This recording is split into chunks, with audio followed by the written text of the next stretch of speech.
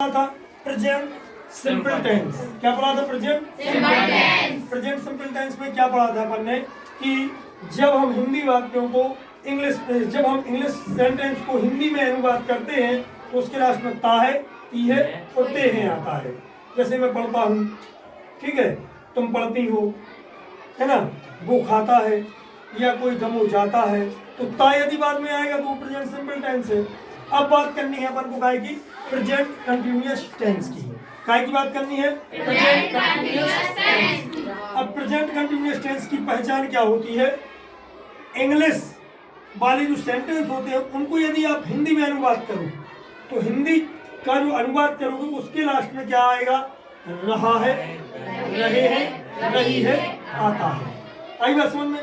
उस सेंटेंस के बाद में क्या आएगा? वो है खेल रहा है, पढ़ रहे हैं, जा रहा हूँ, ठीक है, मतलब रहा है, रही है, रहे हैं, रहा हूँ, ये सारी चीजें आती हैं।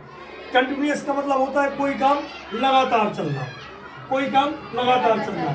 जैसे आपने फोन लगाया और मैं चलते हुए कहाँ जा रहा हूँ? घर जा रहा हूँ, तो मैं आपको फोन पे क्या बताऊंगा कि मैं अभी घर जा रहा हूँ, ठीक है, मैं घर जा रहा हूँ, तो प्रेजेंट कंटिन्यूअस में आ जाएगा।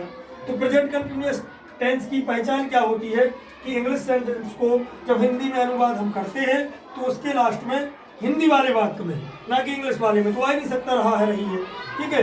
हिंदी वाले वाक्य में क्या आएगा? रहा है, रहे हैं और रही है, इत्यादि शब्द आते हैं, तो उसे हम क्या बोलते हैं? प्रेजेंट कंटिन्यूअस टेंस बोलते हैं, ठीक है। एक बात और याद रखना, प्रेजेंट सिंपल टेंस में हेल्पिंग वर्ब का यूज हमने नहीं किया था। हेल्पिंग वर्ब का यूज हमने सकारात्मक वाक्य जो अफर्मेटिव वाक्य पढ़े थे उसमें हमने हेल्पिंग वर्ब का उपयोग नहीं किया था। लेकिन प्रेजेंट कंटिन्यूअस टेंस की 3 हेल्पिंग वर्ब होती है। कौन कौन सी होती है? इज, आर और एम। इज, आर और एम, ये 3 हेल्पिंग वर्ब किसकी होती है? प्रेजेंट कंटिन्यूअस टेंस की, ठीक है। तो कंटिन्यूअस टेंस में हेल्पिंग वर्ब का यूज हम करते हैं। और जो मेन वर्ब आती है, मेन वर्ब में हम आईएनजी जोड़ते हैं। क्या जोड़ते हैं? आईएनजी। काय में? मेन वर्ब में। तो हम मेन वर्ब में क्या जोड़ेंगे? आईएनजी जोड़ेंगे। आई बात समझ में? अब इसके बाद में हमें इसका क्या पढ़ना है? स्ट्रक्चर, मतलब फॉर्मूला। तो सबसे पहले क्या आएगा? कर्ता, मतलब subject. Subject present simple tense में भी पहले ही आया था। फिर दूसरा नंबर क्या आएगा? Is, are, am. क्या आएगा? इज, आर या फिर एम। कोई इन तीनों में से कोई एक हेल्पिंग वर्ब आएगी, ना कि तीनों, ठीक है। तो इज किसके साथ में आता है? हमेशा इज आता है ही, सी, इट और एक वचन कर्ता के साथ में, सिंगुलर नाउन के साथ में क्या आता है? इज। तो इज काय के साथ में आएगा? ही, सी, इट और एक वचन कर्ता के साथ में क्या आएगा? इज आएगा। और आई के साथ में हमेशा एम आता है। आई के साथ में क्या आता है? एम। आई के साथ में एम आता है। और बाकी के साथ में क्या आएगा? जैसे यू, वी, दे और बहुवचन। मैंने बोला सीमा और रीना दमू जा रही हैं, तो Seena and Reena are going to दमू। एक वचन के बाद, मतलब एक नाम के बाद ज्यादा नाम आएंगे, एक से ज्यादा नाम आएंगे, तो भी क्या आएगा? आर आएगा। यू, वी, दे में क्या आएगा? आर आएगा। आई बात समझ में? तो आपका जो स्ट्रक्चर है वो क्या है? सब्जेक्ट मतलब कर्ता, प्लस सहायक क्रिया मतलब helping verb, plus main verb, और उसमें आईएनजी मतलब मुख्य क्रिया में तुम्हें क्या लगाना है? आईएनजी लगाना है, प्लस ऑब्जेक्ट मतलब कर्म, और प्लस अदर वर्ब। आगे बात समझ में? तो ये उसका फॉर्मूला है। हमने यहाँ पे नोट लिखा है, आई के साथ में हमेशा एम, ही, सी, इट और एक वचन कर्ता के साथ में हमेशा एज, और बाकी के साथ में हम आर का प्रयोग करते हैं। तो ये नोट हो गया। अब आए कुछ एग्जाम्पल्स। एग्जाम्पल्स के लिए जैसे मैंने लिखा, वो है फुटबॉल खेल रहा है, तो देखो रहा है आ रहा, वो है फुटबॉल खेलता है आता है, यदि तो हम हेल्पिंग वर्ब का इस्तेमाल नहीं करते और ना ही हम मेन वर्ब में आईएनजी लगाते, क्योंकि तारा प्रेजेंट सिंपल में चला जाएगा वो, ठीक है। तो इसमें क्या लिखा हुआ है? फुटबॉल खेल रहा है। आएगा समझ में? वो है फुटबॉल खेल रहा है। अब आपको मान चलो एक वंडर ऑफ साइंस का निबंध लिखा है हुआ, ठीक है। आपको याद नहीं है, आपको मन से कंप्यूटर के बारे में लिखना है वंडर ऑफ साइंस के निबंध में। तो कंप्यूटर के बारे में आपको ये लिखना है कि कंप्यूटर चमत्कार पे चमत्कार कर रहा है, मतलब कंप्यूटर चमत्कार कर रहा है। तो इसके लिए आप इस सेंटेंस का यूज कर सकते हो। आई बात समझ में?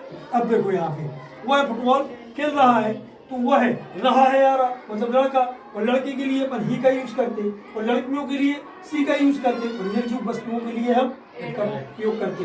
तो यहाँ पे क्या लिखा, वह है फुटबॉल खेल रहा है मतलब लड़का, लड़का मतलब ही, और ही के साथ क्या लगाना है, इज।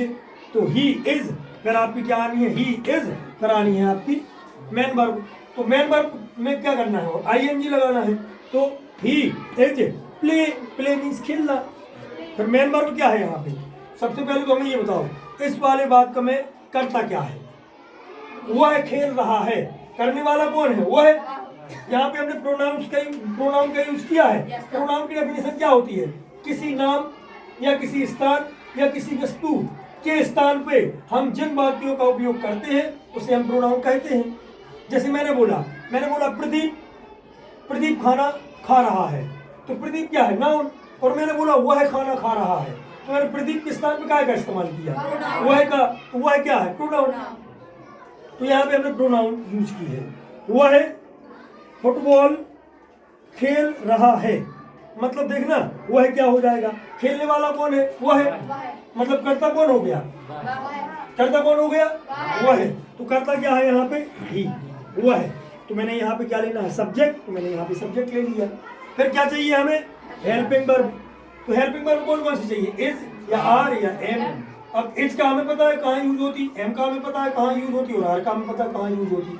ही, सी, इट और एक वचनकर्ता के साथ में क्या लगती है, इज। तो मैंने ही के साथ में इज लगा दी। फिर इसके बाद में हेल्पिंग वर्ब के बाद में क्या चाहिए, मेन वर्ब। तो यहाँ पे कौन सा काम किया जा रहा है, खेलने का काम किया जा रहा।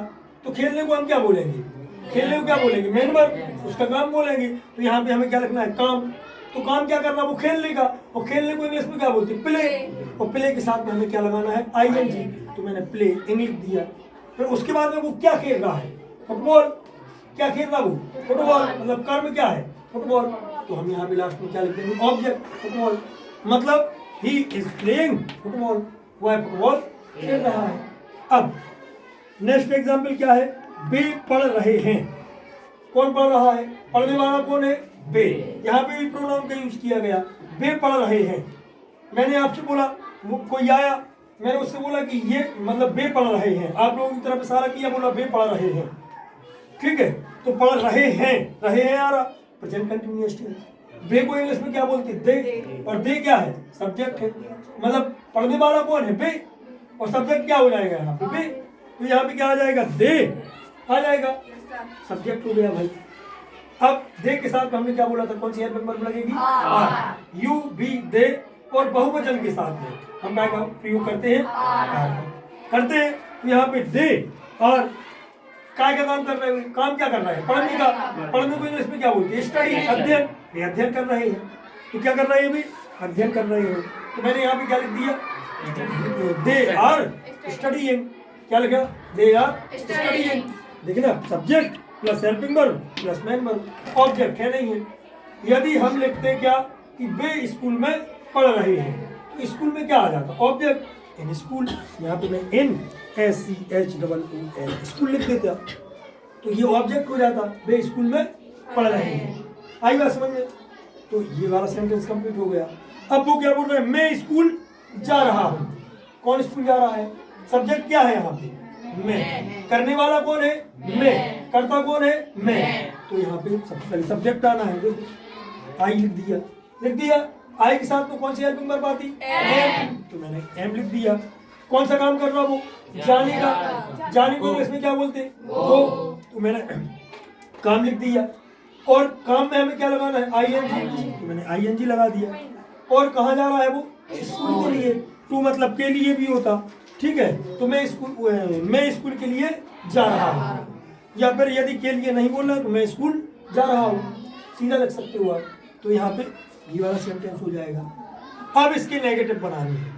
तो नेगेटिव के लिए मैंने क्या बोला था कि यदि हेल्पिंग वर्ब ना हो तो डू और डज का उपयोग किया जाता है, डू, डज या डिड का उपयोग किया जाता है। लेकिन यहाँ तो हेल्पिंग वर्ब है, तो इनके नेगेटिव बनाने के लिए तुम्हें कुछ नहीं करना है, सिर्फ मेन वर्ब और हेल्पिंग वर्ब के बीच में नोट लगा देना है। ही इज नॉट प्लेइंग फुटबॉल, वह फुटबॉल नहीं खेल रहा है। हेल्पिंग वर्ब के बाद नोट लगाना है। लेकिन यदि ना होगी हेल्पिंग वर्ब तो हम डू और डज ले लेंगे।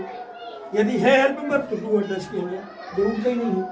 तो he is not playing cricket. आई बात समझ में? अब यदि इसका तुम्हें इंटरोगेटिव बनाना है तो हेल्पिंग वर्ब आगे लिख दो, इज ही प्लेइंग फुटबॉल, और यहाँ क्वेश्चन मार्क लगा देना है, ये इंटरोगेटिव बन जाएंगे। ठीक है, आई बात समझ में? समझ में आ गया अच्छे से?